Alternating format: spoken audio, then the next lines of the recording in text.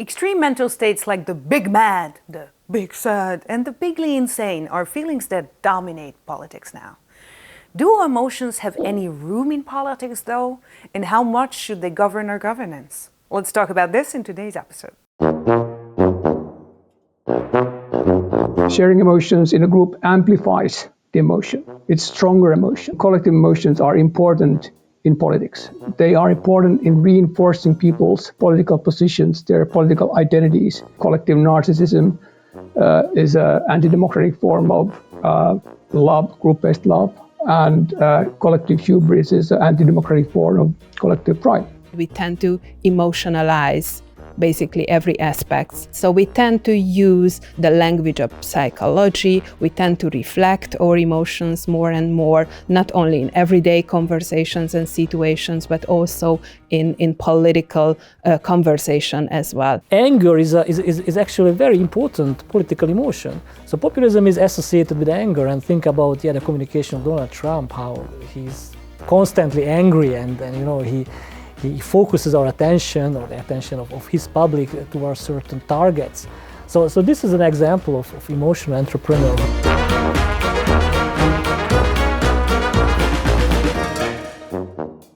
Hello, welcome and welcome back to the Standard Time Talk Show. Do you wish for more reserved politicians, or are you okay with publicly displayed emotions?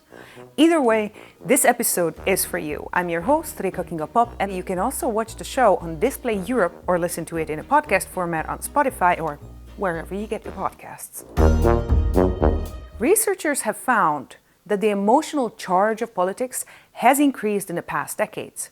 Expert governance and fact-based leadership were all the rage in the 2000s, sometimes used to override community and cultural factors, and ignoring that expertise wasn't a neutral position either. As the pendulum swings back, today highly charged political speech is king, and the conventional politicians who cannot muster this are openly mocked. Hello? The truth is that emotions have always played a large part in politics.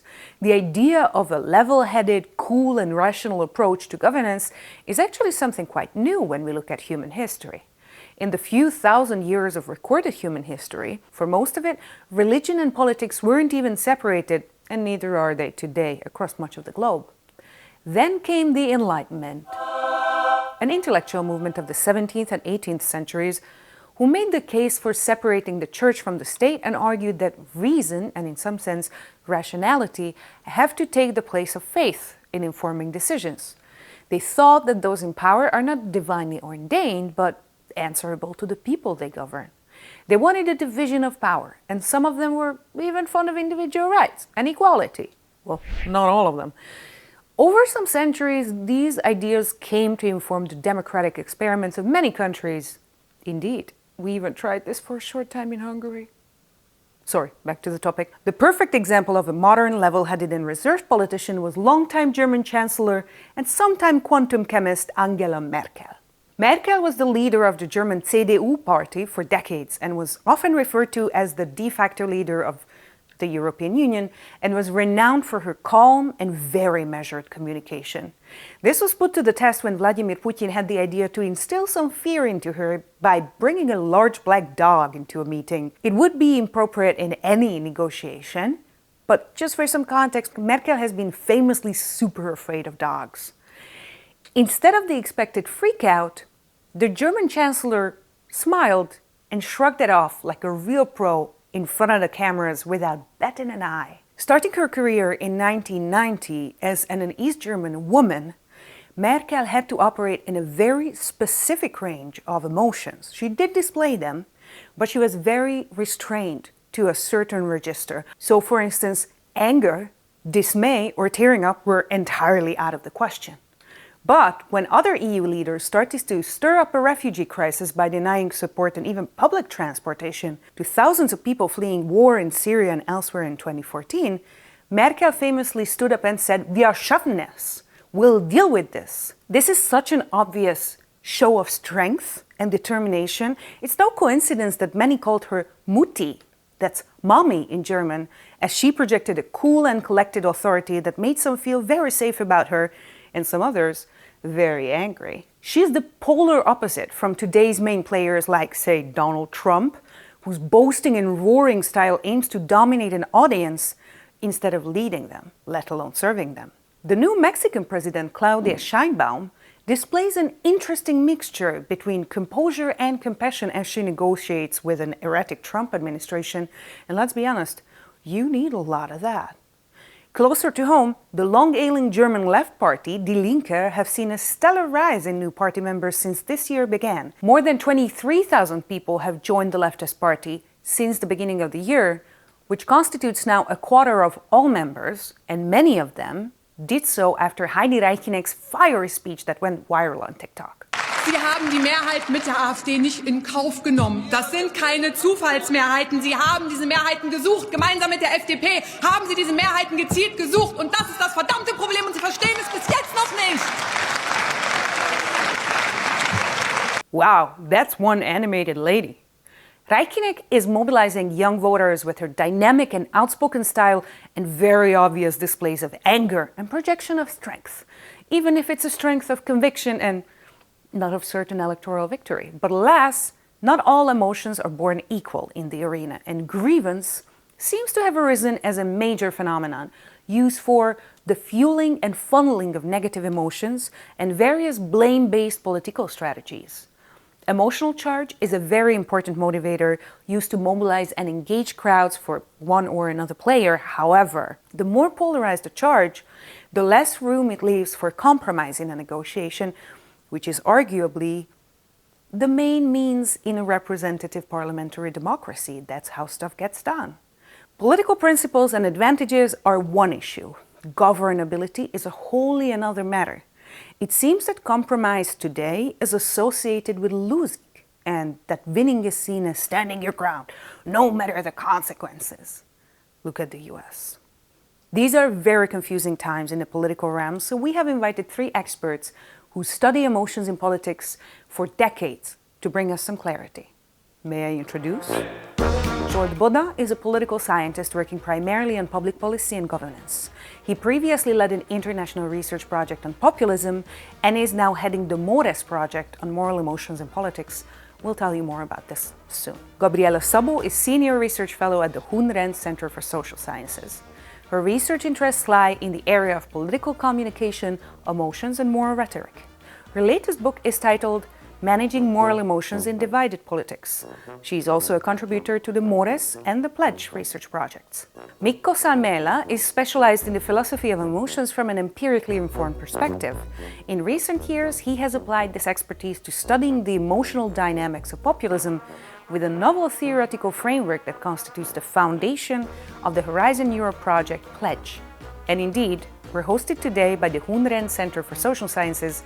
Thank you for having us. So batons and handkerchiefs at the ready, my friends. Let's do this.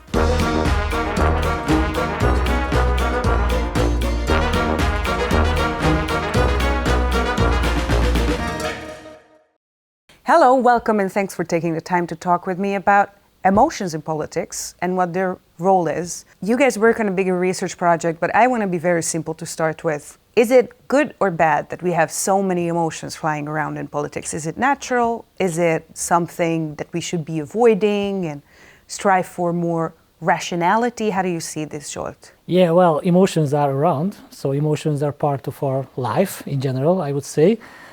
So actually, it's quite interesting that more and more cognitive research or research in cognitive sciences is proving how emotions are important in decision making, in memory, in learning, in action, etc. So they are there for sure, and they are also very much used in politics. So my first take is that, it's just part of the reality. The other thing is, of course, that emotions can be used in different ways. Maybe we'll talk about that. And there are some claims or ideas that maybe emotions are being used more and more in politics. If they are used more and more, of course, questions may arise that, okay, is it good or bad? And I think that there might be some dangers or some, negative effects. Let me just mention 2. One is that emotions, especially moral emotions that we are working on, can help stabilize political positions and can make any compromise or negotiation more difficult. Now, politics is about many things. It's about conflicts, it's about values, it's about action, but it's also about compromise and negotiation. And if it becomes more difficult, well, it may raise problems. One thing. Second, I just saw some surveys concerning the latest American presidential elections. Like 70% of the respondents said that they found the presidential elections, the whole campaigning, very stressful. And it's much higher than it was 4 years ago or 8 years ago. So a lot of emotions in politics can be like overwhelming, can be burdening for people. You know, it's just difficult. And of course, politics is very important. I'm a political scientist, so of course I agree that politics is very important, but it shouldn't be too important. And if there are too much emotions in politics, it can become just simply very stressful for people. It feels like a Lukácsian nightmare. Like Georg Lukács became chief ideologue of the Soviet Union with this theory that everything in life is political. By the time he was chief ideologue, he didn't subscribe to his own theory anymore and he hated the whole thing. And now, when we recognize, I think rightfully, that everything does have a political charge, or most things in life, including private matters, have a political charge, it then can take us down another hellhole, right? Or at least that's how it feels. I wonder how this relates to this very technocratic and instrumentalist discourse in the 2000s about expert governance and objectivity and data-based decision-making, which were major buzzwords the previous decade, let's say 15 years ago. Do you see a change there? Yeah, maybe. Actually, there are some who argue like this, who say that actually this supposed surge in emotions in politics, because if there is a surge in the use of emotions in politics, it might be because of populism and populist politicians who use more emotions in the political discourses. And populism as such, or this use of emotions might be seen as a kind of reaction to a technocratic or a more neutral kind of approach to politics, which created a need in people, because we need emotions. So emotions are there, but if our emotional needs are not met, you know, there will be an increasing demand, and there will be like emotional entrepreneurs who will capitalize on it, who will use or maybe even abuse our emotions in some certain situations. So yeah, this is a possible hypothesis that too much technocracy can lead to another, how to say it, a reverse movement to the usage of more, maybe too much emotions in politics. Maybe this is the point where I can ask Mikko to make a distinction or explain this distinction between different types of emotions. You, for instance, offered this distinction between political emotions as opposed to politically relevant emotions. Explain this landscape to me, because there's a lot of categories, they seem useful, but I don't think that they are completely intuitive. Typically, when we talk about emotions, we kind of assume that they are kind of individual emotions. But on the other hand, we all belong to various social groups on the basis of our place of residence, family, occupation, workplace, hobbies, political and religious affiliations, and so on. The idea is that in emotions you appraise the world, and you can appraise it from your personal perspective, but also we can appraise it from the perspective of social groups with which we identify. So these are the group-based emotions that are felt on the basis of group membership. And these must be conceptually distinguished from individual emotions. And the third category is collective emotion, because group-based emotions can be felt alone. You can watch a game of your favorite team on your home, on TV, on the sofa, and feel happy or sad. But when you watch the game together with other fans of the same team, for instance, in physical or even virtual co-presence, being aware that the others are feeling the same, then we can talk about shared or collective emotions.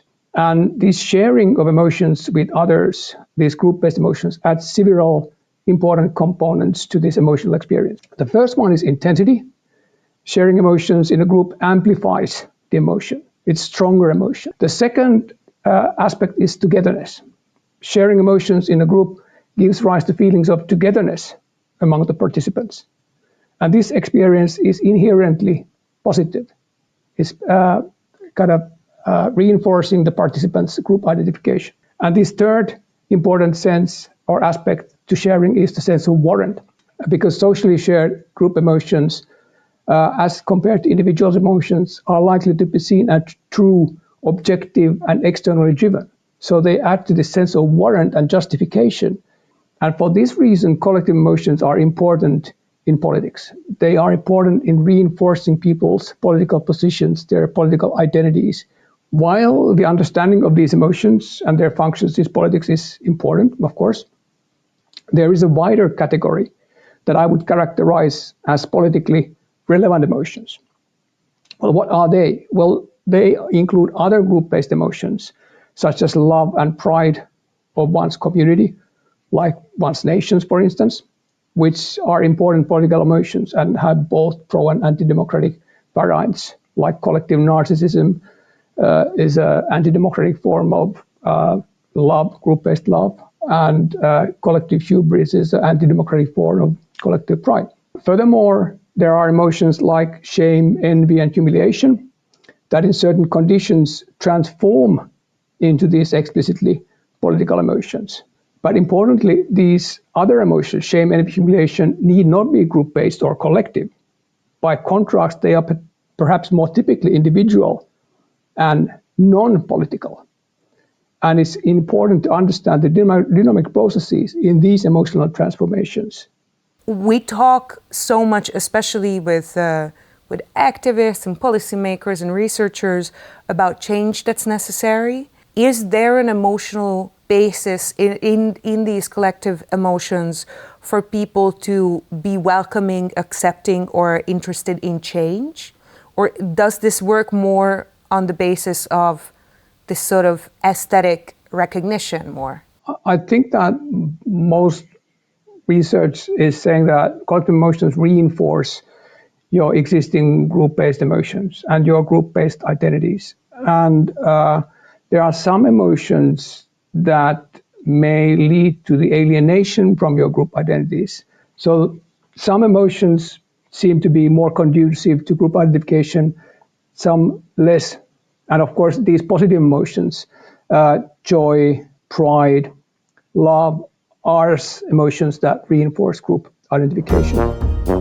Display Europe is the force behind this talk show. It's a brand new content sharing platform that offers you articles, podcasts, and videos about European culture, politics, and community in 15 different languages. And yes, they don't even abuse your user data. I know it's a shocker. Check them out at displayeurope.eu. And now let's get back to the show.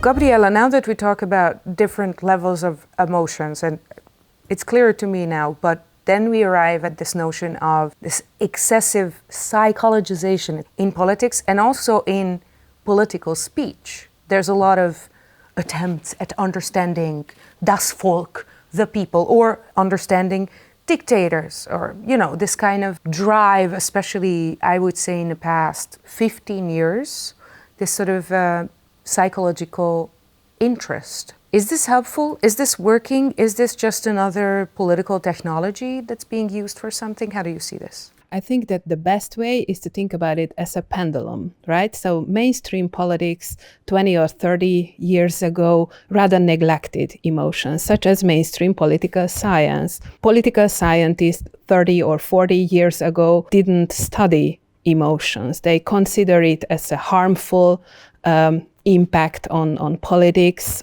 even neglected, saying that it is irrelevant, or rather labeling as a threat to democracy and politics.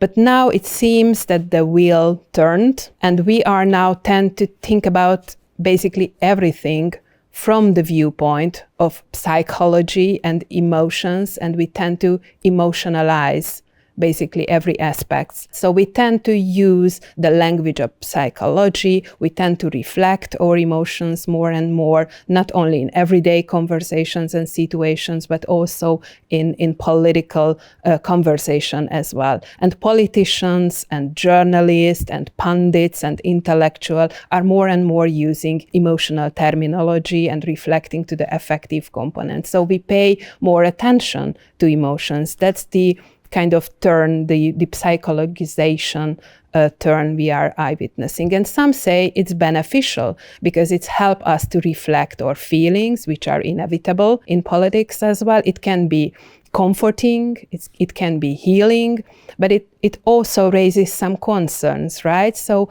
how much we allow politicians and journalists and pundits and intellectuals to impact our deeply personal feelings and emotions. We are now legitimizing basically the emotional manipulation, saying that we need their help to manage our emotions as well. And also there is another negative impact that if we are using psychological terminology, we might overlook some kind of political, sociological, and structural elements of the conflicts. So, for instance, there was a quite influential article, I think it was in Science or Nature, written by a lot of authors, in cognitive scientists, and the title is that the era of affectivism, and it says that we are just realizing how cognitive scientists, how emotions are important, as I said, in decision making, in evaluation, in learning, etc. So we have a new lens, we have a new interpretive frame, if you want, to look at things. But does it mean that the reality is changing, or maybe just our perspective is changing, and we are now realizing that, okay, there are things that we neglected also in political science. And now it turns out that maybe emotions or identities are all over. And they are all over, but maybe just our perspective changed. Maybe it's a communication issues, right? So maybe the norm or the way how we express ourselves changed a little bit. They say that the generations don't understand each other because the older generation don't use emotional language, while the younger generation wants to display freely their emotion. Maybe this is happening in politics as well. We kind of expect or accept that politicians or everyone who is expressing opinions in politics use their emotions and express their emotions. So maybe it's the display norms what changed exactly. So what's the legitimate and acceptable way to talk about politics? Maybe that's what is changing now. And ultimately you work with representation, so you can't really go out and extract data from people about how many feelings they had the given day, right? So you work on speeches and reporting, and what's the body that you guys are researching or your colleagues are researching when you talk about data? Where do you get that data from? Yeah, we do have multiple data collection. Of course, the manifestation of emotions are more prevalent. I'm a political communication scholar myself, so I'm focusing on the direct way of expressing ourselves politically and emotionally. But of course, we try to gather information on attitudinal level as well. We will have surveys, we will have experiments on that. So hopefully we will have a deeper understanding of the emotional responses of citizens. What's the process for it to actually become a collective emotion? There has to be some kind of route there, right? It doesn't just surface. How does that come about? Or people just all of a sudden realize we have all been feeling the same way until now. Let's just make it collective. Grievance politics is this kind of form of politics where emotions are more prevalent than in other traditional forms of politics, where economic interests or ideological commitments were driving people's political behaviors. Grievance politics becomes this kind of shift from traditional politics, where kind of politics is reframed as battleground of perceived injustices, where people and groups see themselves as morally righteous victims. And in this paradigm, political engagement is driven less by policy debates or electoral outcomes, and becomes more a sense of entitlement to redress, which is rooted in exclusion, resentment, and marginalization. And it seems that there are different ways of kind of processing these emotionalities of grievances. They can support pro-democratic politics, and there is kind of good record in actual social and political movements of Black people, women, sexual minorities, that in their movements, when citizens have been sharing their grievances and channeling their sense of injustice into collective action, This has led to demands for greater inclusivity, accountability, and transparency within democratic institutions.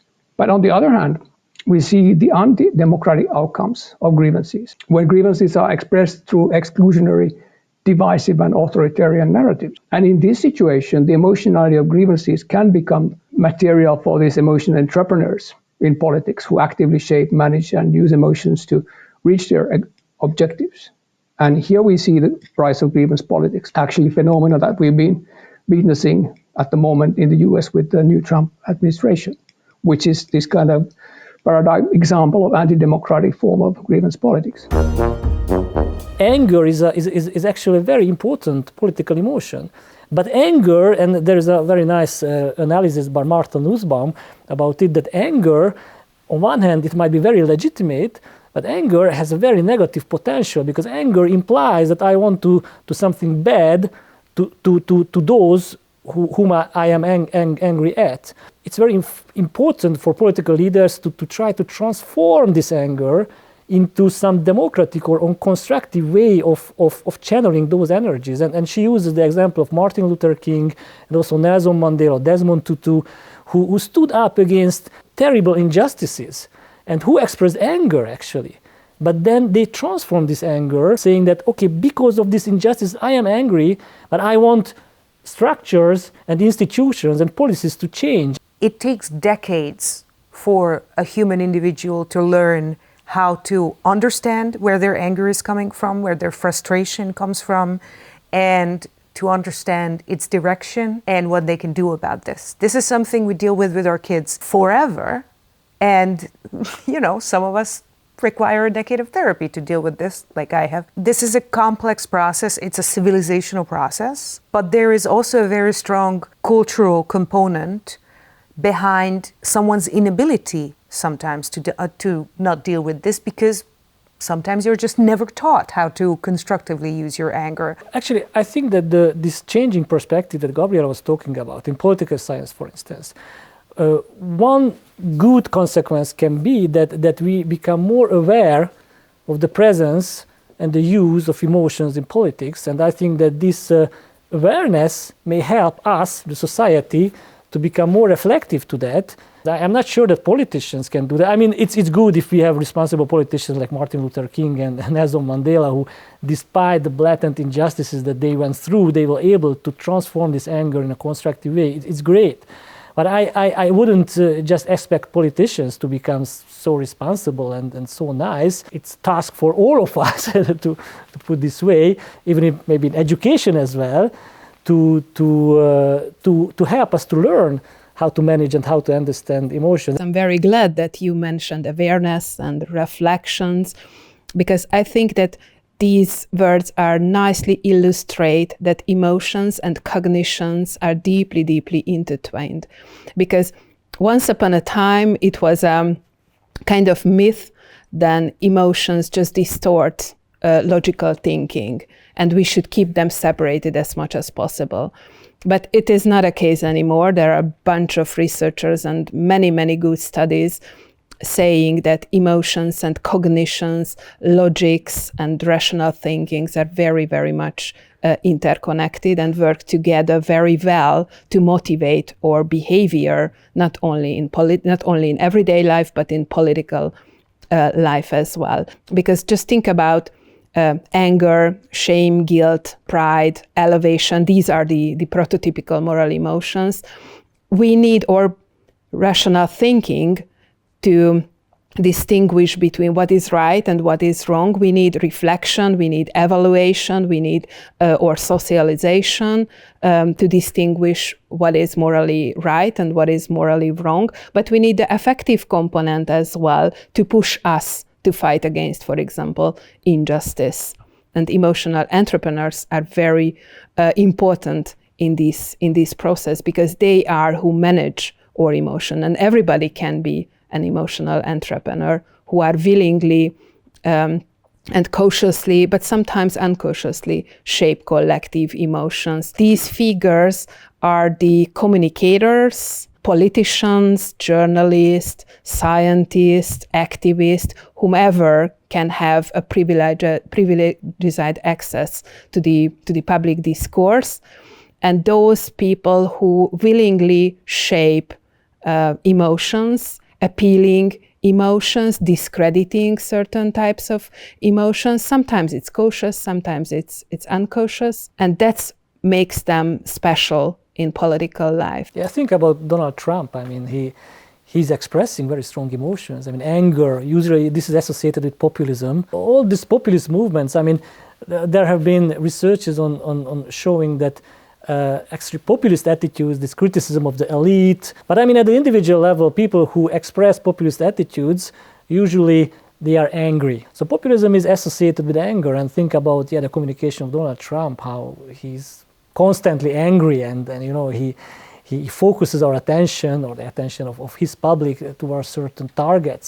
So this is an example of emotional entrepreneur. But as we just said, I mean, this can lead to many very different consequences. So that's why, yeah, obviously there's a responsibility of any emotional entrepreneur would be important, and that's why the awareness of the society and citizens is also an issue. It's also important because we should be aware of what they are trying to do with us, because they try to capitalize on it. Yeah. So MORES is an EU-funded project on moral emotions in politics and how they unite, how they divide, because we believe that politics is very much about identities, and identities are very much about moral emotions. So we are emotionally attached to our political identities, and we also share some values and norms about these identities. So we're going to study the dynamics of moral emotions in politics, and it's about research on one hand. On the other hand, it's about tools and policy recommendations. How can we learn to manage and to understand moral emotions, and how to understand better what politicians are doing with us and how they are trying to using and manipulating our moral emotions. So we're going to develop like tools, AI tools, games, and educational materials. This is a consortial research with 7 members from all over Europe, and I'm proud to say that the project is led by us, the Hunren Center for Social Sciences in Budapest. It is certainly true that both Donald Trump and the leaders of Indignados, Pablo Iglesias, were great emotional entrepreneurs. But I think it's important that they were using their entrepreneurship and the anger that they evoked and reinforced in their supporters in very different ways. So that Trumper is exactly using it to increase polarization, division in the society, kind of pinpointing those targets that would be hated and kind of excluded from society. So that is very divisive type of grievance politics, whereas in the case of Indignados, we saw it leading to this grassroots movement, grassroots activism, establishment of a political party, Podemos, that then set candidates in elections and try to have power to influence politics in ordinary democratic ways. Our goal is to understand how this kind of anti-democratic expressions of grievances, these can be transformed into pro-democratic political engagement, characterized by in-group solidarity, out-group tolerance, empathy, cooperative and deliberative decision-making, purposive and peaceful collective action, like we have seen from this both historical and contemporary civil rights movements. Example of this anti-democratic kind of political action could be Trump's supporters storming of the Capitol 4 years ago. In order to kind of solve these grievances, we need to listen to them rather than overshadow and bypass them. Zsolt, could you tell us about the MORES project and especially these tools that you guys are developing? You've mentioned that you actually want to tackle the problems that you recognize. So the MORES project is about moral emotions in politics. Because actually we believe that political emotions are mostly moral emotions. I mean, a political position is always moralized. If I am conservative or green, I believe that this is good for society. And moral emotions are those emotions which do not affect me only, but affect other people or the society in general. So if I'm angry at you because you didn't treat me respectfully enough, it's not a moral emotion, it's just an individual emotion. But if I am angry at the government because the government is not solving social problems which are important about poor people, education, etc., this is a moral emotion, because I am not angry because of me, but because of some other moral cause. We do research, of course, but the outcome of the research should not be just some papers in academic journals, but we are expected to try to form society, to provide policy recommendations, to provide tools, like educational tools. We will try to develop some educational tools also for citizen education. This is just the topic that we just mentioned, that how to make people more aware of the fact that emotions are there in politics and used in politics. So, and we will also try to develop, actually we are working on an AI tool which may help you to identify the emotions in political speeches. We have plans to also develop some kind of games which are about the usage of emotions in politics in a virtual context. During our conversation, we were talking a lot about so-called negative emotions like indignations, a little bit of fear, shame, guilt, envy, but we mustn't forget about the positive emotions as well, which are absolutely relevant in politics: joy, pride, elevation, gratitude, sympathy, empathy as well. And there are some leaders, emotion interpreters, who are strategically playing with positive emotions as well. So these are equally important. And I think that a kind of successful political leader should rely on negative and positive emotions as well. So they mustn't forget about the importance of pride and joy in order to energize or galvanize social changes. Because as we started the discussion, politics can be very tiring. So political fatigue, political blue is relevant. So they are absolutely relevant feeling. But the waters should be energized. So successful politicians should have a capacity to lead the waters from negativity to positivity and back. So I think that's the secret, right? To have as many kind of repertoire, rhetorical repertoire to play with different emotions. Yeah, I fully agree that this importance of positive emotions is something that should be highlighted in this context as well. And there is extant research showing that this positive emotionality is more prevalent in these pro-democratic social and political movements, the civil rights movements of Black people, women, and minorities. And that relates in part to the fact that these groups are engaged in purposive collective action. And we know that in the context of collective action, when you are pursuing actively your goals with others, you are making progress towards your goals. When you kind of have this collective effervescence of doing something together, excitement, when you reach your goals, it gives rise to joy, it gives rise to pride in your collective agency of doing something. So this is something that goes more along that side of the grievance politics, the pro-democratic. Whereas in the anti-democratic types of movements, insofar as they are movements in the first place, there is some kind of pride, but it's more often like hubristic pride, which is more like this kind of arrogant boasting of the insufficient recognition of one's group that others need to respect more. And this kind of boasting is not pure kind of sense of pride. And Gavin Sullivan, who is a social psychologist and member of Pledge, has even argued that pride and hubris should not be taken as forms of pride, but they're actually two different emotions. And also there's humor in the anti-democratic movements, which often is kind of way of derogating our groups, like this kind of racist humor of ethnic minorities, which is this internal way of laughing at their pain, basically, and their suffering, which is a kind of perverse, sadistic way of laughing, which is not a very innocent way of joy. I recently talked with Maxim Kiak. You can see this on our episode on Ukraine and their prospects going ahead. And philosopher Maxim Kiak mentioned that humor seems to be so important in Ukrainian political, emotional life, frankly, and as a strategy, as a cultural strategy for Ukrainians to persist and to deal with tragedy and loss and bombardment. How do you see humor in political language? Because it's a very emotive, it's a very charged field. As Mikko has said, it can be very well abused or used for abuse of a group.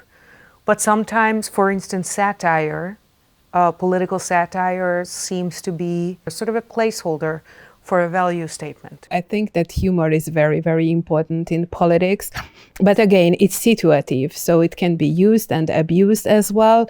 Cringe culture, for example, it's a very notable expression, which about mocking or doing or creating a laughable situation and creating short videos on that. And it's getting more and more important in politics as well, cringing or political opponent and laughing at them. So of course it can be harmful, but humor is definitely a part of politics. One idea is to see that in the contemporary ideological context of meritocratic individualism and kind of neoliberal practices that penalize precariousness in contemporary societies, there's lots of shame that kind of comes through this kind of felt insecurity that gives rise to shame, because you anticipate or actually feel shame of your being next in line. This actual anticipated shame would then be something that is transformed through what we have called the emotional mechanism of ressentiment, which is kind of repression of these emotions into these other directed negative emotions, resentment, hatred, and contempt. But unless you have some idea how emotions lead into other emotions and what other processes that are responsible for implementing this transformation, you cannot really see the whole picture.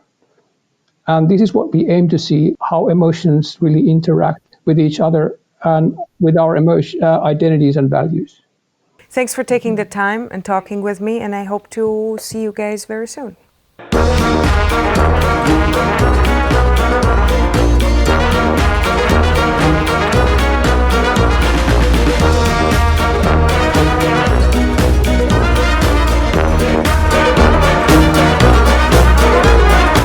Want to know, what do you think about emotions in politics? Do we have too many right now? Let us know in the comments below, and while you're already rummaging down there, give us a like and subscribe to our channel. This talk show is presented by Eurozine and Display Europe. Our media partners are Okto TV in Austria and Átlátszó in Hungary. This program is co-funded by the Creative Europe program of the European Union and our sweethearts, the European Cultural Foundation. Importantly, the views and opinions expressed here are those of the speakers and the authors only. They do not necessarily reflect those of the European Union or the European Education and Culture Executive Agency, and sometimes not even those of the European Cultural Foundation. Neither the European Union nor EACA can be held responsible for them. Not that we wouldn't mind them taking advice from us.